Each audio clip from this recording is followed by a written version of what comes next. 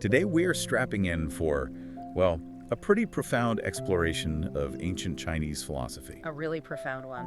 We're going to be focusing on a figure whose ideas about freedom, about truth, they feel surprisingly relevant to our own world, don't they? Absolutely. Especially now, we're talking about Zhuangzi, or as he's known to history, Zhuangzi. Zhuangzi. He lived roughly 369 to 286 BCE, and he's one of the two, foundational figures of Taoism. Right, along with Laozi. Exactly. If Laozi sort of laid the groundwork, Zhuangzi, he built this incredible, fantastical mansion on top of it. And the material we're working with today is just so rich. It's amazing. We're pulling mostly from the treatise, the Zhuangzi, which is this wild mix of poetry, dialogues, parables, and then we're also using the historical records of Sima Qian to ground it all.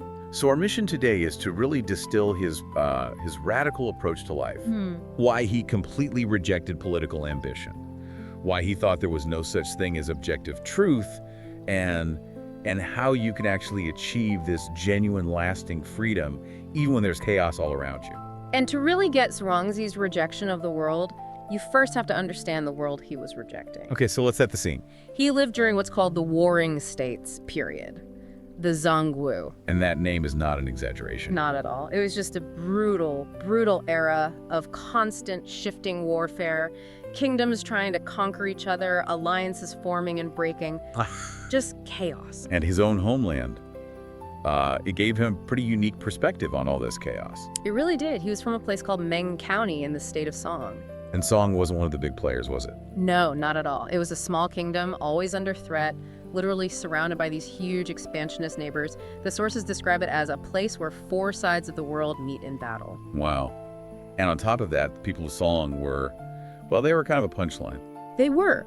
They were often the butt of jokes in the larger, more powerful states. So you have this constant instability mixed with a kind of cultural disrespect that had to have shaped his thinking. So you have this brilliant man living in this precarious place, and he's more than qualified for a government job, which was the career path for any scholar. And Sima Qian notes he did have a job at first. What was it? He was a supervisor of lacquer tree plantations. Okay, pretty modest. Very modest, but he resigned, and this wasn't just, career burnout. It was a conscious decision, a philosophical statement to become a free philosopher. Because he saw government service as not just difficult, but genuinely dangerous. Oh, absolutely. The conventional wisdom was that public office leads to honor and reward. Right. Zhuangzi and his allies just flipped that completely. They talked about the misery and danger of it all. And they had evidence. Plenty of it. They'd point out how often ambitious scholars ended their careers, well, violently. Execution, mutilation. It was common if you fell out of favor. But the danger wasn't just physical, and that feels like the key insight here. That's the whole point. The physical risk was almost secondary. The main threat, the thing the sources keep coming back to, is that the desire for political power, it poisons and ruins the soul. So, was he just making a virtue of necessity, rationalizing being from a small, powerless state? Or was this a truly radical new way of thinking? I think it's radical because it just completely challenges the whole value system of his time. They were arguing that to succeed on the world's terms, you have to compromise internally. You have to play the game. You have to adopt the vanity, the greed, the intrigue that the system runs on. It's like an ancient version of don't hate the player, hate the game, except he's saying no, hate the game and what it makes the player become. And this contempt for the system, it comes out in his writing as this incredible satire. He was not subtle. Not at all. What about that story of the official and the pig? Yes, the louse and the pig bristles. Right. He compares this, very pleased with himself, state official, to a louse that's living deep in the bristles of a pig. It's warm, it's safe. Life is good, the lice is well-fed, protected, until, of course, the pig is slaughtered and the bristles are thrown in a fire. And its entire world is just gone. In an instant. Instantly. The source of your comfort, your power, it's external, and it can vanish just like that. He even scaled this idea up to mock the entire warring states, period. He did, which was an incredibly bold thing to do. The snail horns. The snail horns. He compares these massive, devastating wars between kingdoms to battles between two tiny little states, Ruya and Man, that he says are located on the opposite horns of a single snail. And thousands die fighting over a tiny piece of land on a snail's horn. Exactly. It makes the entire historical struggle which defined their reality seem just microscopic and absurd. So with that perspective, his core ideal had to be total independence. Precisely. Life independence. That was the non-negotiable. And that brings us to maybe his most famous story of rejecting politics. The turtle in the mud. The turtle in the mud. So the ruler of Chu hears about Zhuangzi's wisdom and sends two very high-ranking officials to find him. And then they find him fishing. Fishing in the Pu River. They make him this huge offer, the burden of state affairs, basically prime minister. A highest honor. The highest honor. And Zhuangzi, he doesn't even turn around. He just keeps his eye on his fishing line. And he asks them the question. He asks them about the sacred turtle of Chu. This thing is 3,000 years old. It's wrapped in silk, kept in a jeweled box in the royal temple. An object of worship. Total veneration. And he asks them, would that turtle prefer to be dead and honored in a box, or alive and dragging its tail in the mud? And what could they say? Of course they would rather be alive. They had to admit it, and that's when he gives his answer. I, too, prefer dragging my tail in the mud. He chooses freedom. He chooses messy, unconstrained, independent life over being a dead, honored thing in a box. And that path, he says, is the path of the true man. Okay, so this rejection of external value of the state, it leads directly into his rejection of, well, all fixed values, doesn't it? This is where things get really mind-bending. It is. We're moving from political freedom to metaphysical freedom. For Zhuangzi, the Tao is the source of everything. Before heaven and earth. It exists before anything. And it's not really a thing itself. The texts call it non-being, formless, inactive. It's like the ultimate potential from which things emerge. And in this system, the Tao is the absolute one. It has no boundaries. And this is the part that I think will really resonate with anyone feeling overwhelmed today. He argues that the moment you create a boundary, you're causing damage. Exactly right. Yeah. As soon as distinctions appear left and right, true and false, good and bad, that's what he calls damage to the Tao. Because you fractured the whole. You fractured the unity. If you declare one thing as definitively true, with a capital T, you have automatically created its opposite, false. That single act creates rivalry and conflict. So the very act of debate, of arguing over who's right, is actually moving us further away from reality. That's his radical point. He believed there are no objective criteria for establishing truth in a debate. Think about any argument you see online today. He would step in and ask, if I and you both cannot know who is right, how can we possibly decide? Well, you'd bring in a third party, a neutral observer. But then he dismantles that too. If you call in someone who agrees with you, they're biased. If you call in someone who disagrees with you, they're biased. And if you find someone who disagrees with both of you, then they're just as incapable of judging, they're also biased.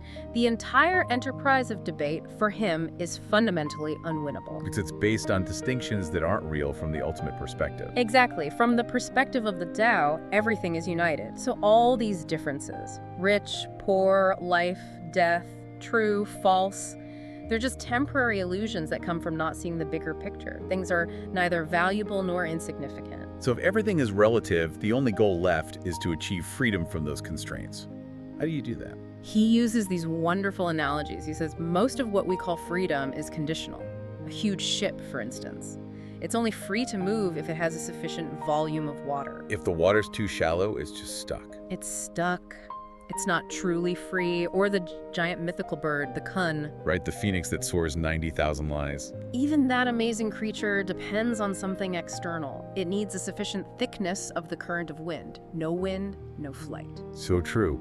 Absolute freedom means not depending on anything, not waiting for something. You have to transcend that need to wait. And to do that, you have to rely only on the fundamental principles of the Tao itself, on heaven and earth, and the changing nature of the six elements. Okay, wait, the six elements, what are the, that sounds very specific. In this particular Taoist framework, they are the fundamental forces: light and dark, wind, rain, gloom, and light again. So it's about harmonizing with the natural flow of the cosmos. It is. You stop fighting the wind and you become the wind. You aren't constrained by the weather, you are part of the weather. That's when you're truly free. And he actually prescribed a method for this, a practice, He did. He called it sitting and forgetting about oneself. which is more than just meditation. It's a kind of radical detachment. The text is very clear, almost like a manual. It says, I relax the body, drive away keen hearing and sharp eyesight, distance myself from form, step away from knowledge, and merge with the all-pervading, Tao. So you let go of your senses, your physical form, even your knowledge. Everything you think of is you. You let it all go. And the end state he describes is, well, it's total. The body becomes like a dry tree, the heart like cold ashes, all the human feelings, desires, conflicts, they just disappear. Because the boundary between you and the universe has dissolved. It's gone. You've achieved an ultimate flow state. It makes sense that someone aiming for that would live a very simple life. And the sources say Zhuangzi did. Oh, completely. He's depicted as modest, poor-weaving sandals to get by, but always cheerful. No vanity, even when things were really dire. Because from that perspective, earthly concerns must seem so trivial. Especially with his view of time. He said life is just gone in an instant. He compared it to the gallop of a horse, or even better, the swift jump of a white horse through a crack. Gone. So why would you worry about status or wealth? In this acceptance, it carried him right to the very end, to his own death. Yes. When he was dying, his students started planning this big, lavish funeral for him. And he just shut it down. He thought it was ridiculous, redundant. He said, the sky and the earth are my coffin, the sun and moon are the ceremonial jades, all of creation will be my funeral procession. What more do you need? But his students were still stuck in that worldly mindset. They were worried his body would be eaten by crows if they didn't bury him. And his response is just perfect Zhuangzi. He asked them, why take from some, the crows, to give to others, the ants and beetles? It makes no difference. It's all part of the same system. Whether his body nourishes the creatures of the air or the creatures of the ground, it's just a transformation. It's not a loss. It's just change. And that idea of transformation leads us right to the most famous story of all, the one that ties everything together. The butterfly dream. The butterfly dream. It's the ultimate statement on the relativity of reality. Zhuangzi dreams that he's a butterfly. A happy butterfly. A joyful butterfly, fluttering about, completely convinced he is a butterfly. He has no idea he was ever Zhuangzi. And then he wakes up. He wakes up and he's Zhuangzi again. But then this profound question hits him. He can't be sure. Was he Zhuangzi who had just dreamed he was a butterfly? Or is he a butterfly, now dreaming that he's Zhuangzi? And there's no way to know. The boundary is gone. The boundary between the dreamer and the dream. Reality and delusion. Yes. And that's his final lesson, really. It's not about finding the right image of life to live by. It's about being liberated from any fixed image of life. By achieving what he called absolute inconspicuousness. Right. And when you're inconspicuous, you're not absent. You're actually everywhere. You're omnipresent because you're no longer confined to one limited self. He wanted us to stop living for others, or even for our own narrow idea of ourselves, and to find those hidden springs that feed the life of the spirit. And what he built is just this breathtaking super system. It holds both metaphysics and its denial, both monism and pluralism. It's a system that's designed to be unsystematic. So here's the final thought for you to take away. If Zhuangzi saw all the differences we obsess over life and death, true and false, you and me, if he saw them all as just relative, unnecessary boundaries, what is the one single fundamental belief that you hold today that, from a perspective of absolute cosmic unity, would just dissolve into an irrelevant line in the sand? Something to think about. Join us and keep your curiosity well fed. Who knows? The next video might be exactly what you didn't know you needed.